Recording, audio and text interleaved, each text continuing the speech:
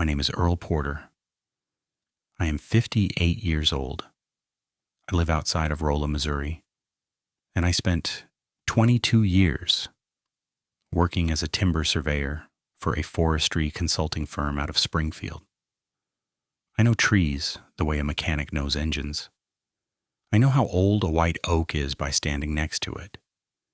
I know the difference between a healthy stand and a sick one at 100 yards. I know what a 30-foot sycamore looks like against a gray November sky because I spent most of my working life measuring things like that, writing the numbers down, and trusting the numbers. I am telling you all of that because I want you to understand what kind of man I was before November of 1997 and why what I am about to tell you has cost me something to carry for the better part of 27 years. I do not believe in things I cannot explain. That was true my whole life, and I took some pride in it. I had listened to deer camp stories since I was old enough to sit at a fire, and I had always been the one who nodded politely and then privately figured the man telling the story had been spooked by a shadow or a black bear or his own imagination, working overtime in the dark. I was not unkind about it, I just didn't believe. I want you to hold on to that because it matters. The framework I had built for the world was solid. It had held for 30 years on that ridge without a single crack. It cracked in November of 1997 in the hills above the current river drainage in Shannon County on a limestone ridge I'd hunted every year since I was 28 years old, and I've not been back. If you have spent any time in the deep Ozarks, you know the country I am talking about. It is not dramatic wilderness the way a magazine makes it look. It is dense and close. Cedar and oak and sycamore on the slopes. Thick briar in the hollows. The ground rocky and uneven underfoot.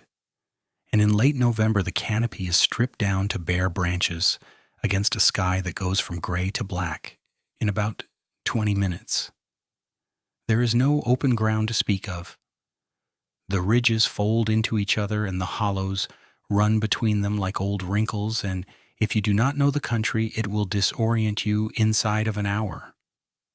I knew that country the way I knew my own backyard. I knew where the deer crossed, where the old blowdown was at the head of the hollow, where the dry creek bed ran out flat below the ridge's eastern shoulder. I had walked every foot of it dozens of times. My brother Dale had been hunting with me on that ridge for about 15 of those 30 years. He was 4 years younger than me, steadier in temperament than I've ever been, and he was the kind of man who could hear a ghost story and laugh at it without being rude about it. He worked heavy equipment for a road building outfit and had the forearms to match. And in camp, he was practical and quiet and good to be around. I trusted him the way you trust someone you have been cold and tired with many times. We drove down from Rolla on a Wednesday, the day before opening day of rifle season. I had a 30-30 lever action that I had used on that ridge for most of those 30 years, a good truck, and a blue tick hound named Hatch, who was 6 years old that fall and had been running these hills with me for 4 seasons. Hatch was not a hunting dog in the working sense, meaning I did not use him to track or push deer. He rode with me, stayed in camp or the truck, and he had the kind of deep baying voice that carries through hollow country and lets you know when something is genuinely wrong versus when a raccoon has walked too close to the tailgate. I trusted his judgment the way you trust a good instrument. He had never been wrong about when to pay attention. We set up camp in the same spot I had used for 20 years, a flat piece of ground about 60 yards off the logging road, big enough for the 2-man wall tent, and a fire ring I had built from field stones years ago. The temperature that Wednesday evening was in the upper 30s and dropping, with a northwest wind that came through the hardwoods in long, slow pulls. Normal for late November up on that ridge. Normal in every way. We cooked over the propane burner, talked about nothing important, and turned in early to be up before light. Hatch slept in the truck the way he always did, and I could hear him shift around once or twice in the cab before he settled. The first day of the season was about as good as a deer hunt gets in that country. Dale took a 6-point buck off the east slope before 9 in the morning. I passed on a doe mid-afternoon and watched 2 more deer cross the dry creek bed below me at last light. We were both in good spirits coming back to camp. We ate well, kept a small fire, and I remember thinking it was one of the better opening days I'd had in years. The woods felt right, everything in its place. The first wrong thing happened that night.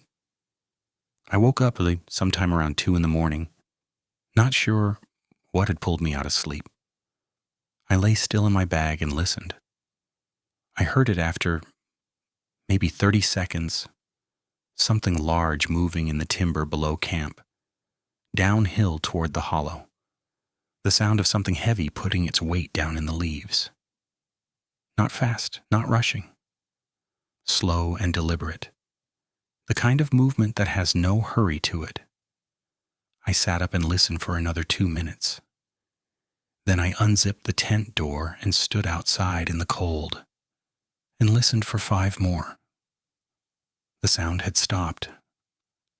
I had a flashlight, but I did not shine it down into the timber. I stood there with my breath coming out in small gray clouds, and I told myself it was a black bear working the hollow for late season mast. We had bears on that ridge. Bears on. I had seen sign many times. The movement pattern fit, the weight sounded right, and I went back to my bag and went back to sleep. I believe that explanation completely. I want to be clear about that. A man hears something large in the dark, and his mind reaches for the nearest reasonable answer. And for a timber country hunter in the Ozarks in late November, a black bear is a reasonable answer. I slept fine. I had no particular feeling about it in the morning. The second wrong thing happened on the morning of day 2. I was working a game trail about 200 yards north of camp, paralleling the ridge above the hollow, when I came across the remains of a white-tailed doe. She had been killed and eaten or something close to that, and what was left of her was spread across maybe 15 feet of ground. The killing itself was not unusual. Coyotes work those hollows heavily, and a pack on a deer can strip a carcass fast. What stopped me was the femur. I picked it up and turned it in my hands. It had been split lengthwise, not chewed through the ends the way coyotes work a bone, but opened along the shaft like someone had taken a hatchet to it. I had found hundreds of kill sites in 30 years of hunting that country, and I had never seen a femur open like that. Coyotes crack the joints. They do not split the shaft. A bear will sometimes. But I had not found bear tracks anywhere near the site, and the drag patterns in the leaves around the carcass were wrong for a bear. Too upright, too narrow, like something had stood over the deer rather than crouching on it.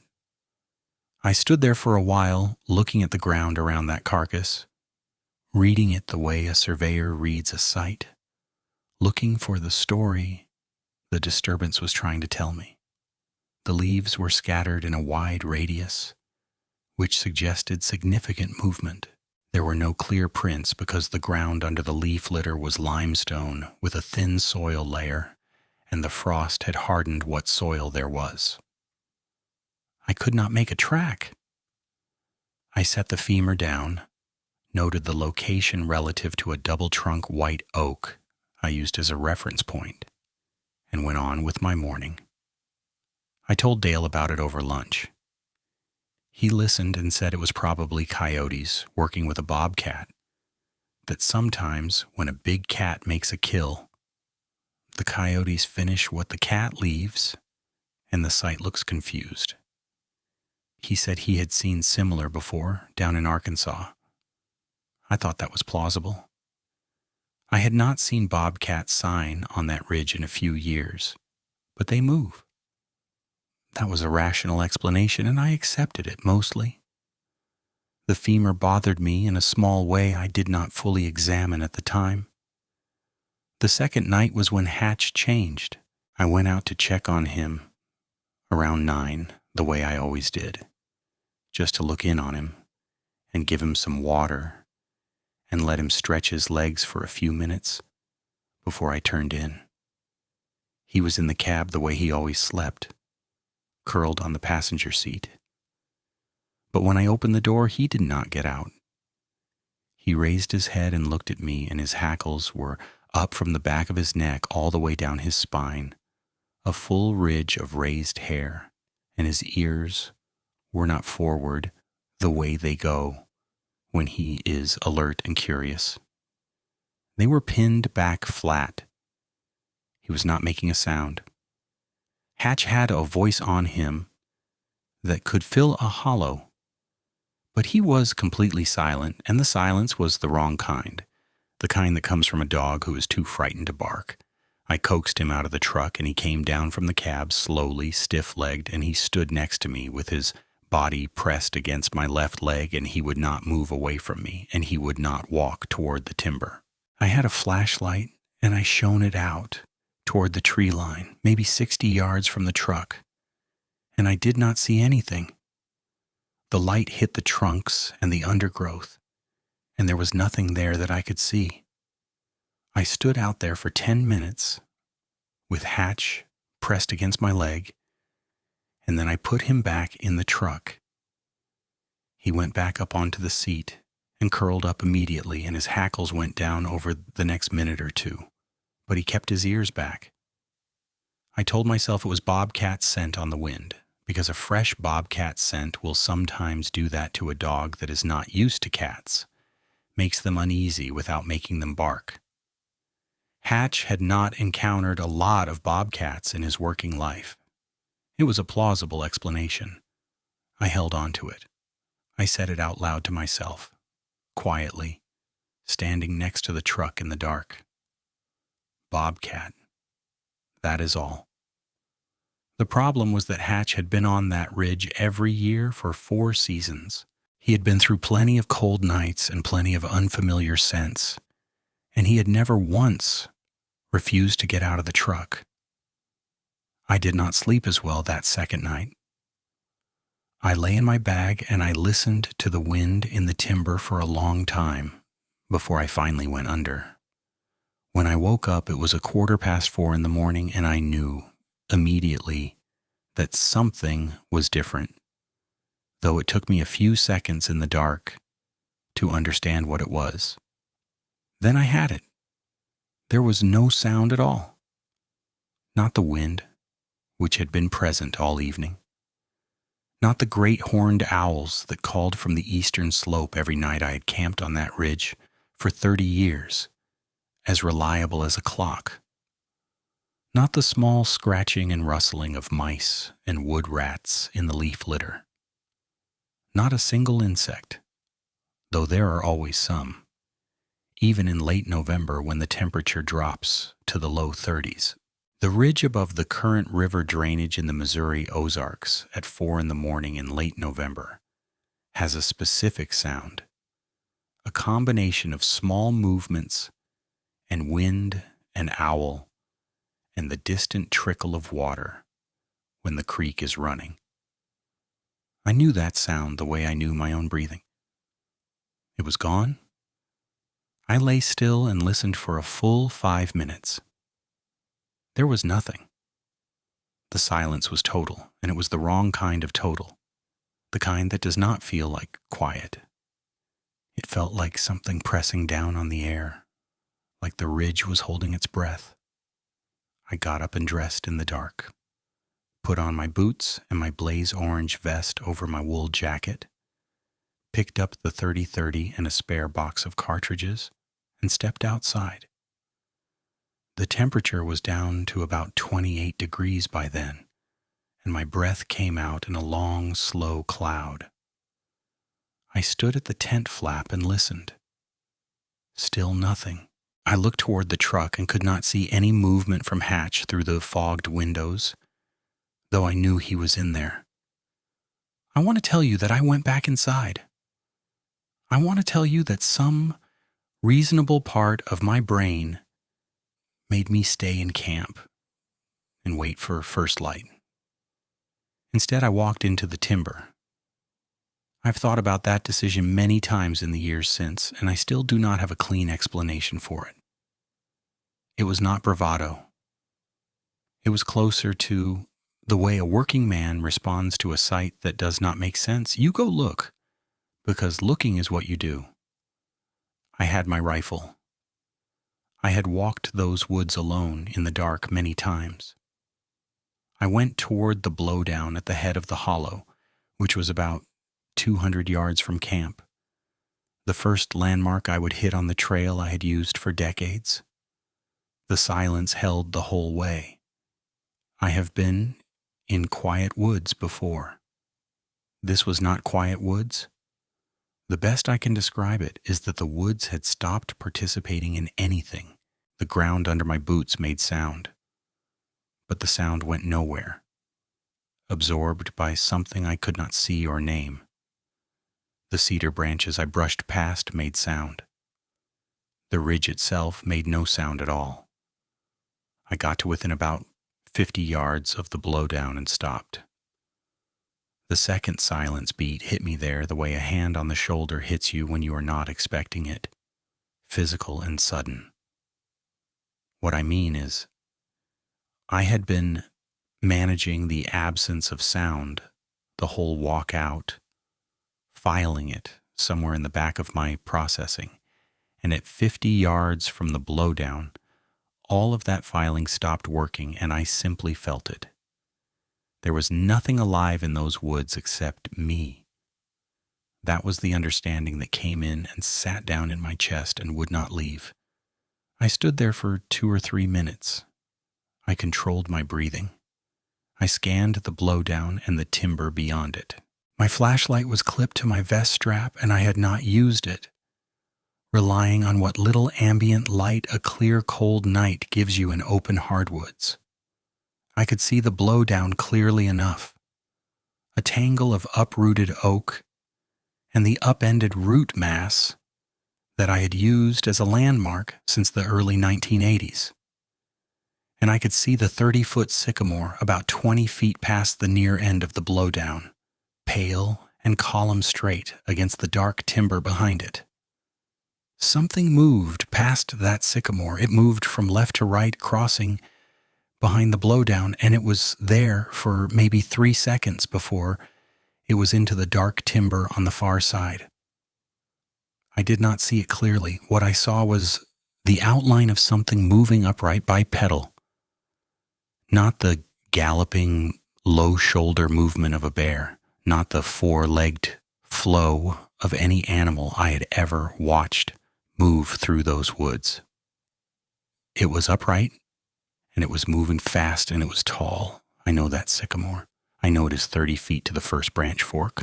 The outline I saw moving past it cleared the lower trunk by what my surveyor's eye told me was approximately 9 feet. I had that number in the first second, and it didn't change. When I ran it back through my head on the walk back to camp later, and it didn't change when I've run it back through my head hundreds of times since. 9 feet, upright, moving without any sound I could detect, and I was standing in total silence 50 yards away with my ears at full attention. I brought the 30-30 up. I do not fully remember deciding to do it. My hands were steady and the stock was against my cheek, and I was looking at the tree line where the shape had gone, and there was nothing there. The timber on the far side of the blowdown was black and still. I held on it for 30 seconds. Nothing moved. The silence held. I backed up to camp without turning around. I am going to say that again because it matters. I did not turn my back on that tree line. I walked backward for 200 yards through the timber, stepping carefully to keep from going down, the rifle at my hip, until I felt like the open ground of the camp clearing at my heels, and I could put my back to the tent. I stood at the fire ring for a few minutes. Then I crouched and got the fire going from the coals and the extra wood we had stacked against the ring. I sat on my camp stool with the rifle across my knees, and I watched the tree line until the sky started to lighten, and then I went inside and woke Dale and told him we needed to break camp, and I said it in a voice that must have told him not to argue, because he sat up and looked at me for a moment and then started rolling his bag without a word. That is not quite right. He did say one thing. He said, "You want to tell me what happened?" And I said, "Not right now." He looked at me for another second, and then he said, "Okay, Earl," and went back to packing. That was Dale. I've always been grateful for that. We were loaded and moving by 6:15, which was maybe 20 minutes after first light came full enough to see by. The temperature had not come up at all, still in the high 20s, and the frost on the logging road showed our tire tracks from 2 days before going in and nothing else. I drove out without stopping. Hatch was on the seat between us, and he was calm for the first time since night one, and I remember noticing that. Calm the further we got from the ridge, pressing his nose to the crack of the window as the current river valley opened up below us on the grade. We stopped for coffee at a gas station in Eminence, and I sat with my hands around the paper cup and did not say anything for a long time. Dale drank his coffee and looked out the window and let me be quiet. He had decided not to push it, and I was grateful. I have to tell you what I found at the Dry Creek bed, because that was the worst part. The part I backed away from in the telling earlier, the part I have never described in its full order to anyone except the man sitting across from me right now. I had gone back to the Dry Creek bed that pre-dawn morning. I told you I walked toward the blowdown, which is true, but I had gone past it before I stopped. The Dry Creek bed was another 150 yards beyond the blowdown, running out flat below the ridge's eastern shoulder, and I'd followed the trail I'd walked for 30 years on automatic, the way you walk a familiar route without thinking about it. And I was at the creek bed before I fully realized how far I had come from camp. The Dry Creek bed ran east to west and was maybe 20 feet across. Limestone cobble exposed by the water that ran through it in spring and early summer. In late November it was dry, the cobble pale and chalky in the ambient light, with cedar and oak coming down close on both sides. I was standing on the north bank looking across. It was standing on the south bank, maybe 30 feet away from me. I could smell it before I fully resolved it visually, a heavy animal smell. There was not quite any animal smell I knew, not bear, not deer, not hog, not dog. It was layered, musky, and sharp at the same time, with something underneath that I cannot put a better word to than old, something that had been somewhere dark and close for a long time. The smell hit me and my legs stopped working the way legs sometimes do in those moments, simply stopped responding for 2 or 3 seconds. And I stood at the north bank and looked at it across 30 feet of pale cobble. It was standing upright, fully upright, the way a man stands, weight on both feet, not crouched, not hunched. The height I had estimated at the sycamore held. It was as tall as anything I'd ever stood across from in the open.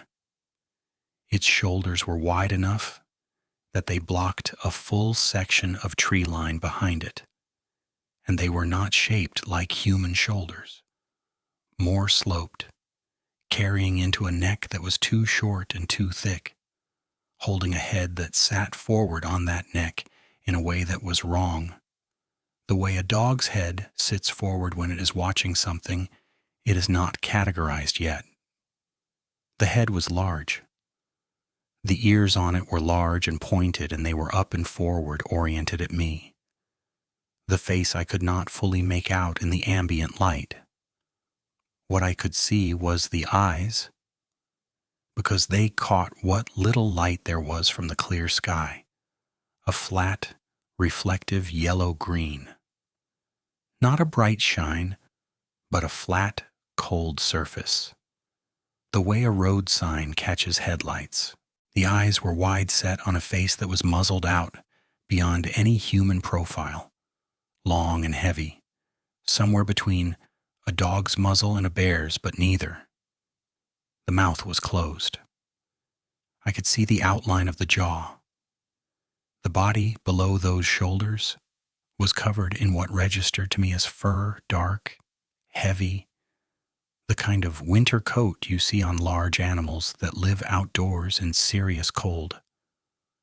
The arms, if I use that word, were long, longer than they should have been for the proportions of the body.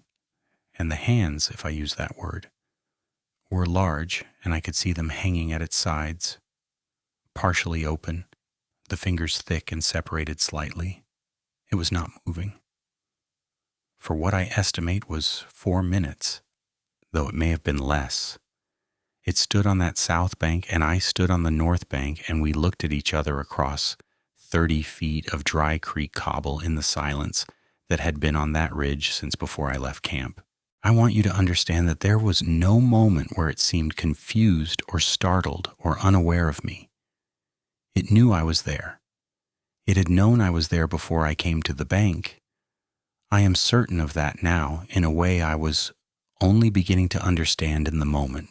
The stillness it held was not the stillness of an animal that is frozen because it detected a threat. It was the stillness of something that was deciding. I could not move my legs. I have thought about whether that was fear or something else, and I've never settled it. My hands were working, meaning I had the rifle up and I was looking over the barrel at it, and some functioning part of my brain was noting that a 30-30 is not adequate for whatever this is. And I remember the sentence forming exactly that way in my head, whatever this is, as if giving it a category had already been ruled out. Whatever this is. The eyes held on me, and I held on the eyes, and then it turned. Not quickly, not fleeing. It turned with a kind of deliberateness that I have spent 27 years trying to find another word for, and have not found one. It stepped back into the timber on the south bank in 2 long strides, and it was gone. And I heard nothing, no branch crack, no leaf disturbance, nothing.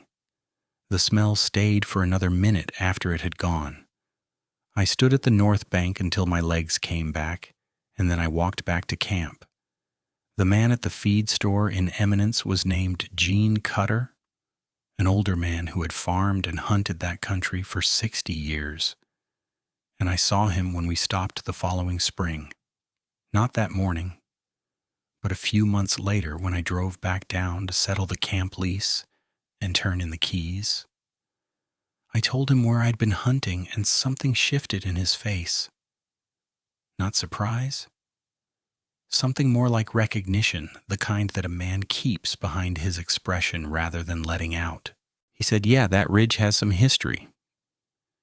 And then he looked at a point named somewhere past my left shoulder and did not say anything else. I did not push him, and he did not offer, and we moved on to talking about the weather.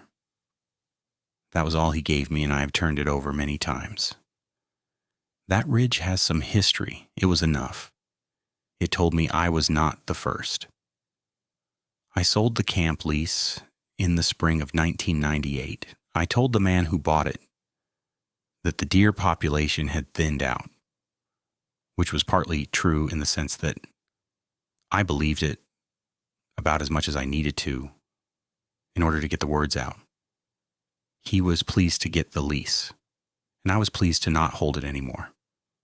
And we shook hands in the parking lot of a diner in Salem, and that was that. I have not hunted that ridge since the morning Dale and I drove out on the frost-covered logging road in the gray early light of that November. I have not hunted any ridge country in the Missouri Ozarks since, if I'm being fully honest. I hunt private farmland now, open ground, field edges, places where the sight lines are long and there is no deep timber within 300 yards of where I sit. I told Dale it was because my knees had gotten bad on the steep ground, which is true enough. But he knows me well enough to know that is not the whole story, and he has never asked me to tell the whole story. He was there for enough of it. Dale still hunts. He took up bird hunting some years after 1997, which he says is better for his hips. But I have noticed he doesn't go into heavy timber anymore either. I have never asked him about that directly, and he has never offered. Some things a man keeps to himself, and some things two men keep between themselves without either of them saying a word. I went back to my timber surveying work, and I was good at it for the rest of my career. I could still put a tape on a sycamore and read the height. I could still write down the numbers and trust them. What changed was that the numbers no longer felt like the whole story of a place. Before 1997, a stand of timber was a stand of timber: species, age, board feet, regeneration rate. After 1997, a stand of timber was also whatever else might be in it that the numbers do not account for. I still do the work. I just do it with a different understanding of what the work covers and what it does not. Hatch lived for another 2 years after that November. He was a good dog right to the end, steady and calm in the familiar patterns of his daily life, and he never showed that kind of alarm again on the farmland hunts we did in his last seasons. I do not know what he understood about what was on that ridge.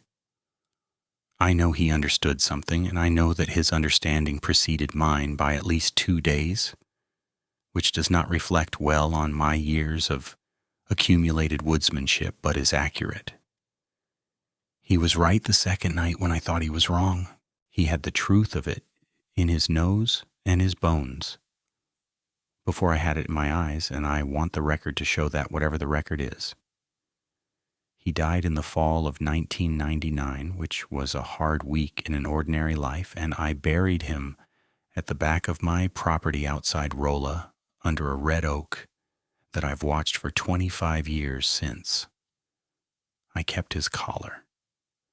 It is a plain brown leather blue tick collar with a brass nameplate on it that says Hatch in stamped letters, and the leather has gone stiff over the years from hanging on the same nail on the wooden beam in my garage, right beside the door. I pass it every time I go in or out, morning and evening, winter and summer. I do not know what I saw on that dry creek bed in November of 1997. I have not tried to classify it or name it or fit it into any framework I've found in books or on the radio or in conversations with people who spend their time thinking about these things. I have heard enough of those conversations to know that what people reach for when they try to explain something like this usually says more about their need for an explanation than about the thing itself. I do not have a need for an explanation. I have a need to tell it accurately. I was 31 years old, and I had hunted that ridge for 3 years past my 28th birthday, and I had 30 years of accumulated outdoors knowledge behind me, and I stood at a dry creek bed in the Missouri Ozarks in the pre-dawn dark of a November morning and looked at something that I had no category for and that had no interest in providing one. It stood 9 feet tall against a 30-foot sycamore, and it smelled like old, dark places, and its eyes were flat and cold, and it decided to leave when it decided to leave. And I have no reason to believe that my presence was the deciding factor. That is what I know. That is all of what I know. Every time I reach for my keys on the hook inside the garage door, I pass Hatch's collar on the beam, and I give it a second, and then I go where I'm going. Some mornings that second is longer than others. This morning it was longer than most, which is probably why I finally decided to say this out loud. The leather is stiff and the brass is gone dark and his name is still there.